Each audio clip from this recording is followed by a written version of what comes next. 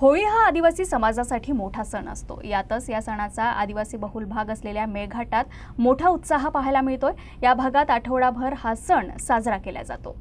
ढोलकीच्या तालावर ठेका धरलेले आदिवासी नागरिक एकमेकींच्या हातात हात घालून फेर धरून करत असलेला नाच सध्या असंच दृश्य मेळघाटातल्या प्रत्येक गावात दिसून येत आहे। आदिवासी बांधवांसाठी होळी हा सण मोठा आणि महत्त्वाचा मानला जातो। कामानिमित्त इतरत्र गेलेले नागरिक होळी सणाला आपल्या गावी परततात, त्यामुळे सर्वांमध्ये उत्साहाचं वातावरण असतं। तब्बल आठवडाभर हा सण साजरा केला जातो। फगवा म्हणजे रस्ता अडवून होळीचा मान मागणं अशी ही प्रथा काही भागात पाळली जाते।